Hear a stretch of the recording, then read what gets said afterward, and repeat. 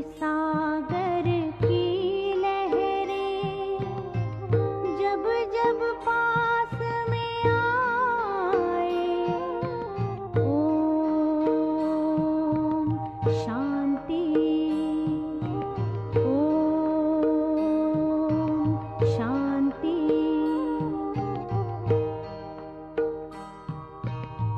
शांति सागर की लहरें जब जब पास में आए, मन हो शांत तन हो शीतल, पावन सुख बरसाए,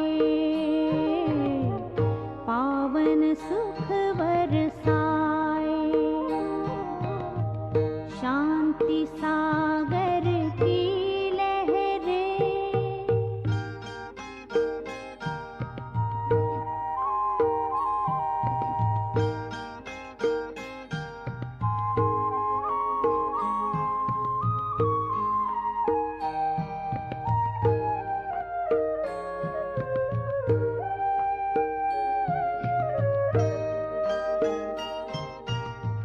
चलता चलता उस सागर में जब कोई खो जाए,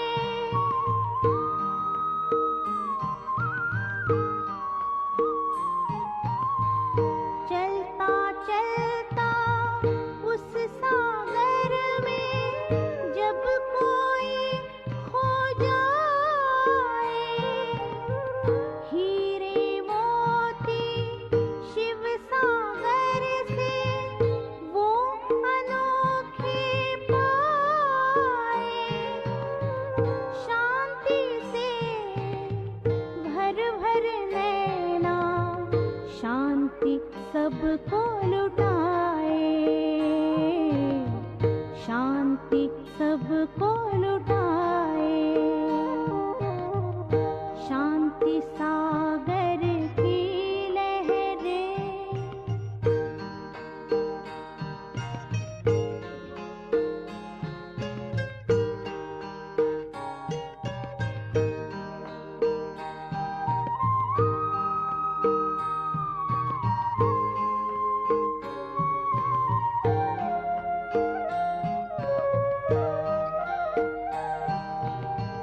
शांति अमृत के सागर में जो कोई गहरा जाए,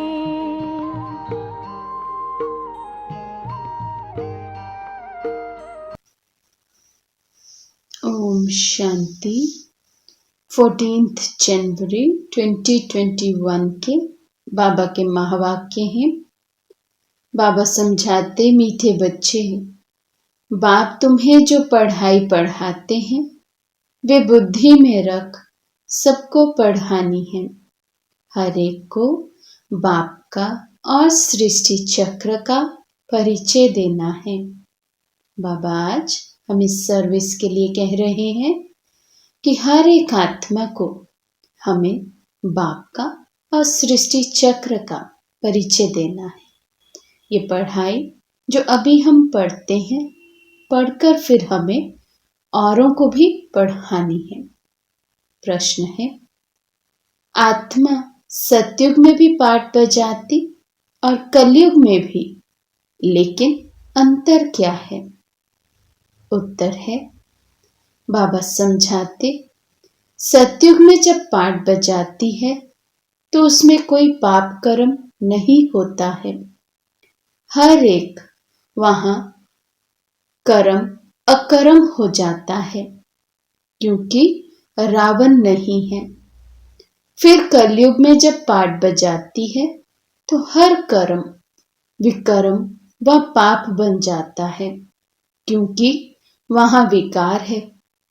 अभी तुम हो संगम पर, तुम्हें सारा ज्ञान है। तो बाबा कहते, सतयुग में भी आत्मा कर्म करती है, लेकिन वहां रावण नहीं है, वहां बॉडी कॉन्शियसनेस नहीं है, सोल कॉन्शियस में हम रहते हैं। इसलिए वहां कर्म अकर्म बन जाते हैं। और कलयुग में हम फुली बॉडी कॉन्शियस में रहकर कर्म करते हैं, तो हर कर्म बाबा कहते विकर्म बन जाता है। ओम शांति। अब ये तो बच्चे जानते हैं कि हम बाबा के सामने बैठे हैं। बाबा भी जानते हैं बच्चे हमारे सामने बैठे हैं। ये भी तुम जानते हो बाप हमको शिक्षा देते हैं, जो फिर औरों को देनी है। पहले पहले तो बाप का ही परिचय देना है, क्योंकि सब बाप को और बाप की शिक्षा को भूले हुए हैं। अभी जो बाप पढ़ाते हैं वे पढ़ाई फिर 5000 वर्ष बाद मिलेगी। ये ज्ञान और कोई को है नहीं। बाबा कहते ये ज्ञान बाबा ही आकर हम बच्चों को देते हैं, और तो हम पूरे कल्प में बाप को भी भूल जाते, तो बाप से मिली शिक्षाओं को भी भूल जाते हैं। बाबा कहते मुख्य हुआ बाप का परिचय। फिर ये भी समझाना है हम सब भाई भाई हैं। सारी दुनिया की जो सब आत्माएं हैं सब आपस में भाई भाई हैं। सब अपना मिला हुआ पाठ इस शरीर द्वारा बजाते हैं। अब तो बाप आए हैं नई दुनिया में ले जाने के लिए, जिसको स्वर्ग कहा जाता है। परंतु हम सब भाई पतित हैं, एक भी पावन नहीं है। बाबा कहते इस समय कोई भी आत्मा पावन नहीं है, हम सब आत्मा रूप से भाई हैं। तो बाबा ने कहा सभी भाई पतित हैं, माना सभी आत्माएं इस समय पतित हैं। बाबा कहते सभी पतितों को पावन बनाने वाला ही एक बाप है। ये है ही पतित, विकारी, भ्रष्टाचारी रावण की दुनिया। रावण का अर्थ ही है 5 विकार स्त्री में, 5 विकार पुरुष में। बाबा बहुत सिंपल रीति समझाते हैं। बाबा कहते हैं सारी नॉलेज कितना सिंपल रीति बाबा आकर हम बच्चों को समझाते हैं। तो बाबा कहते तुम भी ऐसे समझा सकते हो, तो पहले पहले ये समझाओ हम आत्माओं का वे बाप है, हम सब ब्रदर्स हैं। बाबा कहते सबसे पहले क्या समझाओ, कोई भी आए उसको ये समझाओ कि हमारा बाप कौन है। हम सब आत्माएं आपस में भाई हैं, एक पिता की हम सब संतान हैं। तो बाबा कहते पूछो ये ठीक है ना, पहले समझाओ, आत्मा और परमात्मा का ज्ञान दो। फिर बाबा कहते उनसे पूछो ठीक है, लिखो हम सब भाई भाई हैं, हमारा बाप भी एक है, हम सब सोल्स का वे है सुप्रीम सोल, उनको फादर कहा जाता है। ये पक्का पक्का बुद्धि में बिठाओ तो सर्वव्यापी आदि पहले निकल जाए। अल्फ पहले पढ़ना है, बोलो ये अच्छी रीति बैठ लिखो। आगे सर्वव्यापी कहता था, अब समझता हूं कि सर्वव्यापी नहीं है। बाबा कहते समझाओ और समझाकर फिर लिखवाओ भी, ताकि ये निश्चय हो जाए कि इनको समझ में आया है कि नहीं, या अभी भी पहले की तरह यही समझते हैं कि ईश्वर सर्वव्यापी है। तो बाबा कहते अल्फ पहले पढ़ना है, बोलो ये अच्छी रीति बैठ लिखो। आगे सर्वव्यापी कहता था, अब समझता हूं कि सर्वव्यापी नहीं है, हम सब भाई भाई हैं, सब आत्माएं कहती हैं गॉड फादर परम पिता।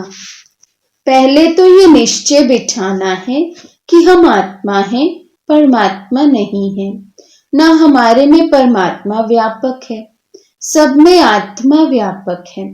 आत्मा शरीर के आधार से पाठ बजाती है, ये पक्का कराओ। बाबा कहते सबसे पहले आत्मा और शरीर का ज्ञान दो। शरीर अलग है, आत्मा अलग है। आत्मा शरीर धारण कर फिर पाठ बजाती है।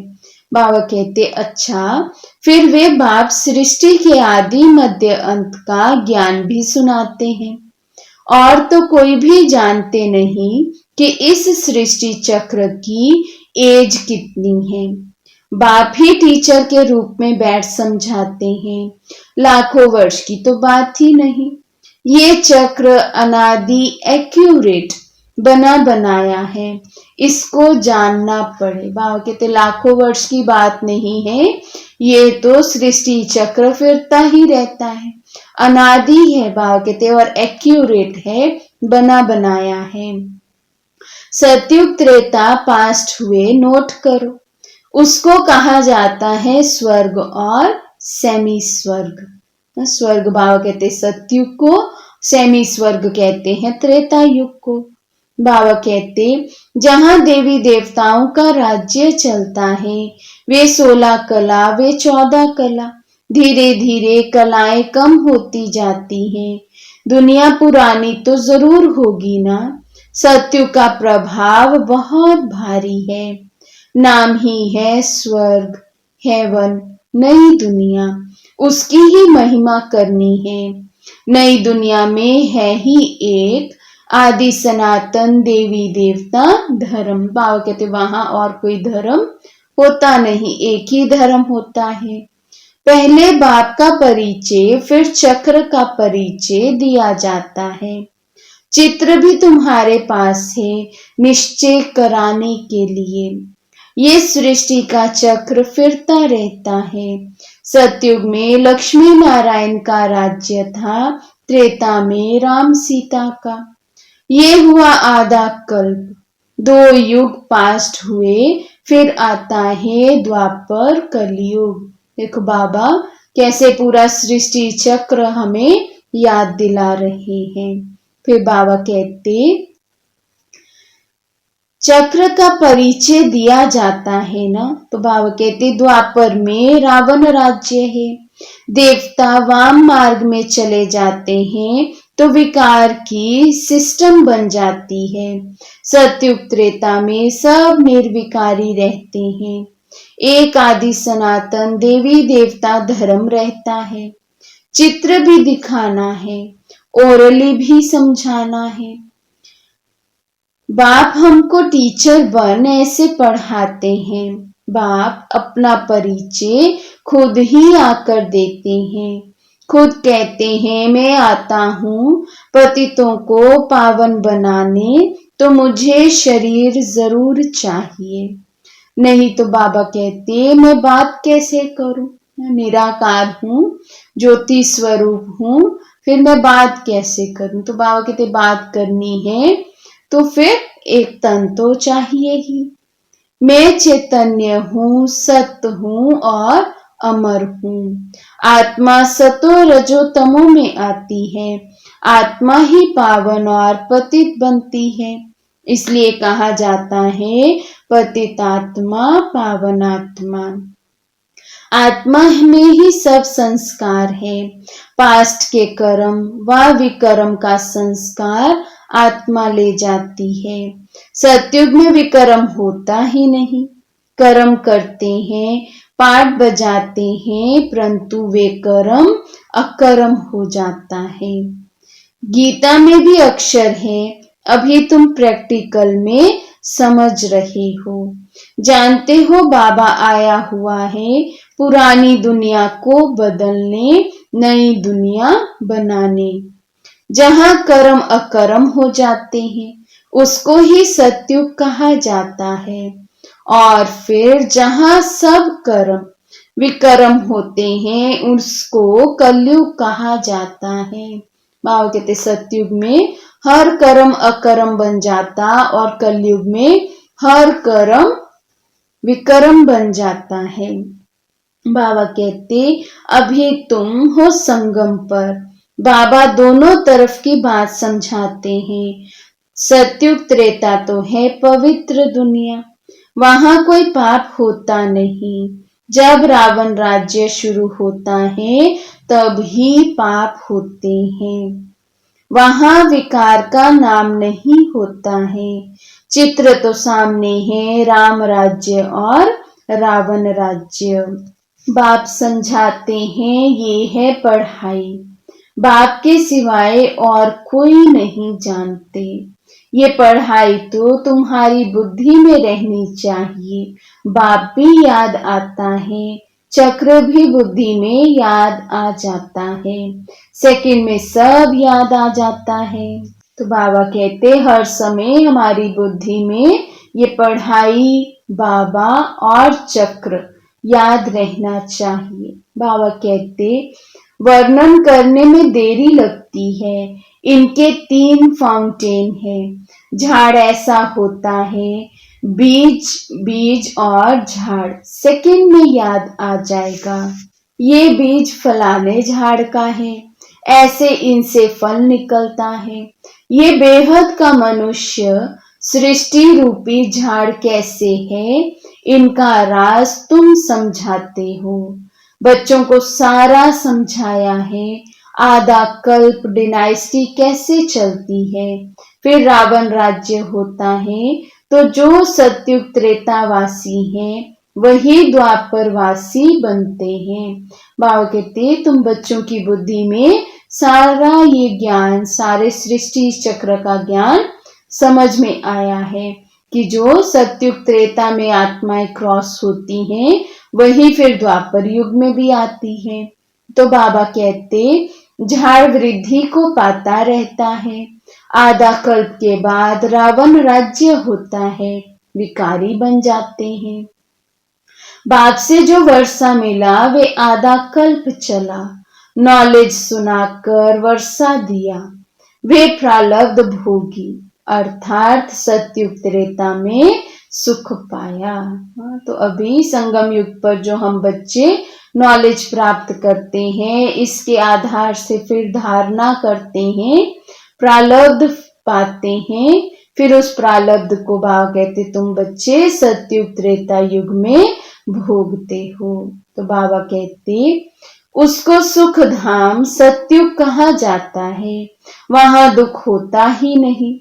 कितना सिंपल समझाते हैं। बाप को एक को समझाते हो या बहुतों को समझाते हो तो ऐसे अटेंशन देना है।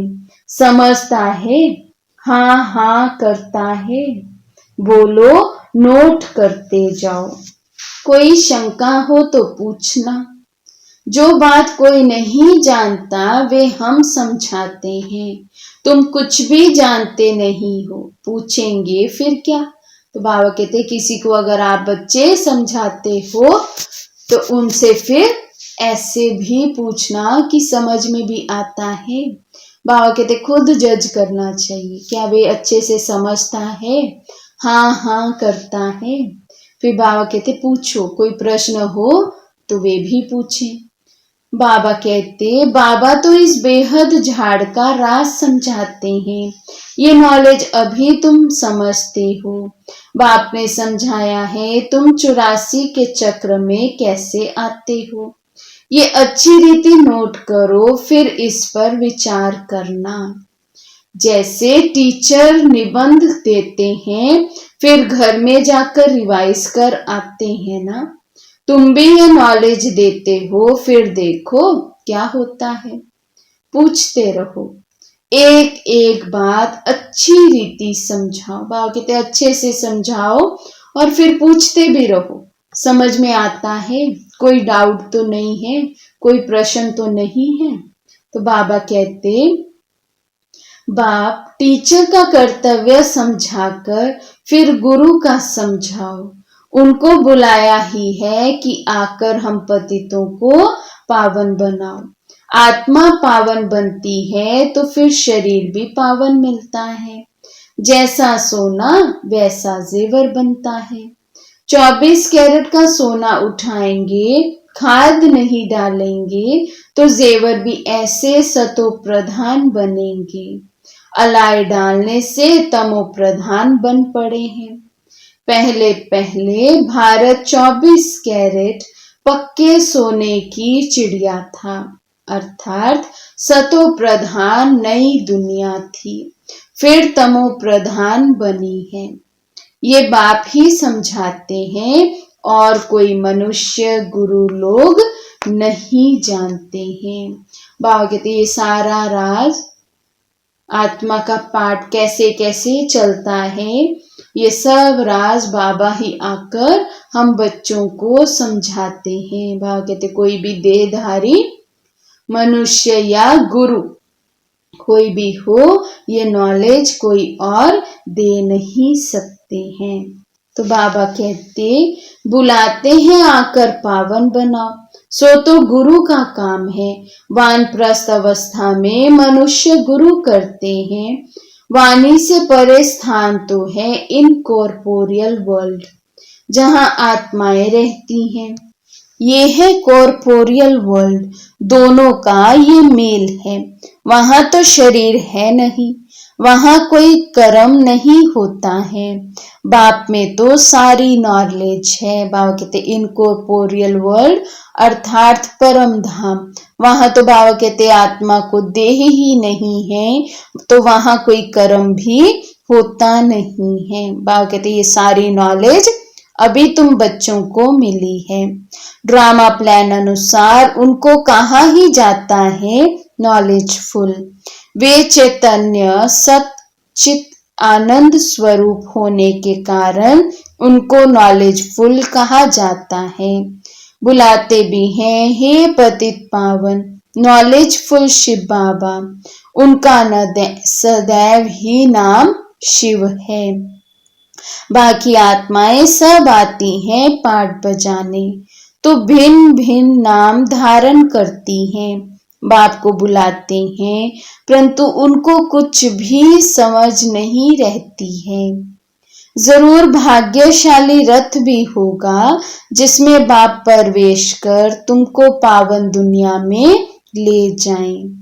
तो बाप समझाते हैं मीठे मीठे बच्चों, मैं उनके तन में आता हूँ जो बहुत जन्मों के अंत में हैं, पूरा 84 जन्म लेते हैं। बाबा कहते कैसे शरीर में आता हूँ, जिस आत्मा ने पूरे 84 जन्म लिए हैं। तो बाबा कहते भाग्यशाली रथ पर आना पड़ता है। पहले नंबर में तो है श्री कृष्ण, वे है नई दुनिया का मालिक। फिर वही नीचे उतरते हैं, गोल्डन से सिल्वर कॉपर आयरन एज में आकर पढ़ते हैं। अभी फिर तुम आयरन से गोल्डन बन रहे हो। बाप कहते हैं सिर्फ मुझ अपने बाप को याद करो। बाबा कहते आयरन से गोल्डन बनना चाहते हैं, उसके लिए क्या करो, एक ही युक्ति है, बाबा को याद करो। बस बाबा कहते एक ही हमें ये करना है, हमारी ड्यूटी है। इसी से हम आयरन एज से गोल्डन एज बन जाएंगे। तो बाबा कहते जिसमें प्रवेश किया है उनकी आत्मा में तो जरा भी नॉलेज नहीं थी। इनमें मैं प्रवेश करता हूँ, इसलिए इनको भाग्यशाली रथ कहा जाता है। नहीं तो सबसे ऊंच तो ये लक्ष्मी नारायण है, इनमें प्रवेश करना चाहिए, परंतु उनमें परमात्मा प्रवेश नहीं करते, इसलिए उनको भाग्यशाली रथ नहीं कहा जाता है। रथ में आकर पतितों को पावन बनाना है, तो जरूर कलयुगी तमो प्रधान होगा ना। तो बाबा कहते अगर लक्ष्मी नारायण के तन में आए तो फिर वे तो है ही पावन दुनिया के रहवासी, अर्थात वहां सभी पावन हैं। तो बाबा कहते जब कोई पतित ही नहीं है तो फिर पावन किसे बनाएंगे। तो क्लियर है कि बाबा कब आते हैं, जब सभी आत्माएं पतित बन पड़ती हैं। तो बाबा कहते रथ में आकर पतितों को पावन बनाना है, तो जरूर कलयुगी तमो प्रधान होगा ना। खुद कहते हैं मैं बहुत जन्मों के अंत में आता हूँ। गीता में भी अक्षर एक्यूरेट है, गीता को ही सर्वशास्त्रमय शिरोमणि कहा जाता है। इस संगम युग पर ही बाप आकर ब्राह्मण कुल और देवता कुल स्थापन करते हैं। बहुत जन्मों के अंत में अर्थात संगम युग पर ही बाप आते हैं। बाप कहते हैं मैं बीज रूप हूँ। कृष्ण तो है सतयुग का रहवासी, उनको दूसरी जगह तो कोई देख ना सके। पुनर्जन्म में तो नाम, रूप, देश, काल सब बदल जाता है, फीचर्स ही बदल जाते हैं। पहले छोटा बच्चा सुंदर होता है, फिर बड़ा होता है, वे फिर शरीर छोड़ दूसरा छोटा लेता है। ये बना बनाया खेल है, ड्रामा के अंदर फिक्स है। दूसरा शरीर लिया तो उनको कृष्ण नहीं कहेंगे ना। तो बाबा कहते एक ही जन्म में इस आत्मा का नाम कृष्ण होगा, फिर जब वे शरीर छूटेगा, नया शरीर मिलेगा, फिर तो नाम, रूप, फीचर्स आदि बाबा कहते सब बदल जाते हैं। तो बाबा कहते ये ड्रामा में पहले से ही फिक्स है। बाबा कहते उस दूसरे शरीर पर नाम आदि फिर दूसरा पड़ेगा। समय, फीचर्स, तिथि, तारीख आदि सब बदल जाता है। वर्ल्ड की हिस्ट्री, ज्योग्राफी हूबहू रिपीट कहा जाता है। तो ये ड्रामा रिपीट होता रहता है। बाबा कहते हर 5000 वर्ष के बाद फिर से ड्रामा हूबहू रिपीट होता है। तो बाबा कहते सतो रजो तमो में आना ही है। सृष्टि का नाम, युग का नाम सब बदलते रहते हैं। अभी ये है संगम युग, मैं आता ही हूँ संगम पर। बाबा कहते समय पर समय बदलता जाता तो नाम भी बदली होता जाता है, युगों का नाम भी बदलता, सृष्टि भी बाबा कहते नई से पुरानी, पुरानी से फिर नई होती रहती है। बाबा कहते मैं तुमको सारी दुनिया की हिस्ट्री, ज्योग्राफी, सत्य बताता हूँ, आदि से लेकर अंत तक, और कोई भी जानते ही नहीं। सत्युग की आयु कितनी थी ये पता ना होने के कारण लाखों वर्ष कह देते हैं। अभी तुम्हारी बुद्धि में सब बातें हैं, तुम्हारे अंदर में ये पक्का करना है कि बाप टीचर सतगुरु है, जो फिर से सतो प्रधान बनने के लिए बहुत अच्छी युक्ति बताते हैं। गीता में भी है देह सहित देह के सब धर्म छोड़ अपने को आत्मा समझो। तो सतो प्रधान बनने की युक्ति बाबा ने क्या बताई? बाबा कहते देह सहित देह के सब संबंधों से बुद्धि का योग हटा लेना है और एक बाबा की याद में अपने सत्य धर्म में स्थित होना है। तो बाबा कहते वापिस अपने घर जरूर जाना है। भक्ति मार्ग में कितनी मेहनत करते हैं भगवान पास जाने के लिए।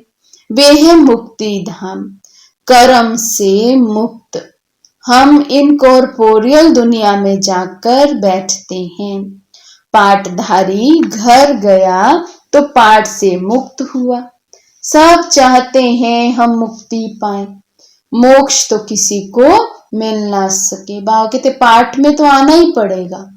आत्मा चाहे मैं फॉर एवर ऊपर परम धाम में बैठ जाऊं, बाबा कहते ये तो हो नहीं सकता है।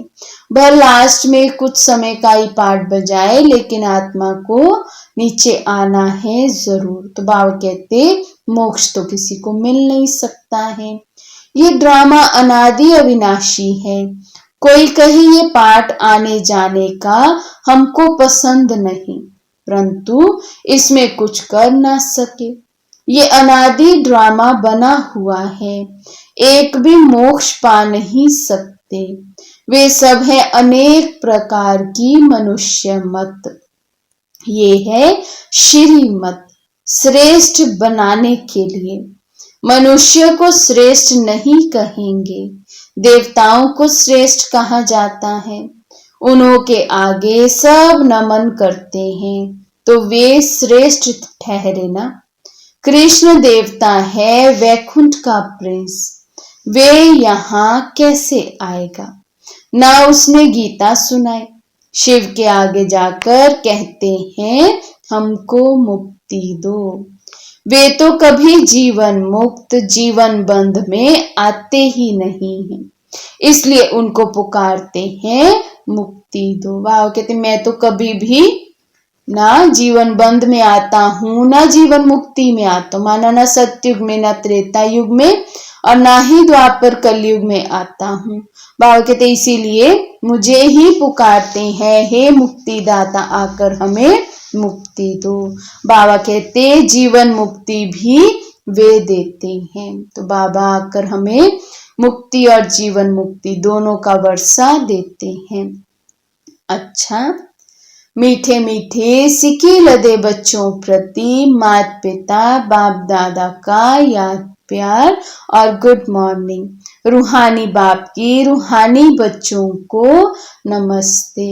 हम रूहानी बच्चों की रूहानी बाप दादा को दिलवा जान शिकवा प्रेम से नमस्ते नमस्ते नमस्ते जी।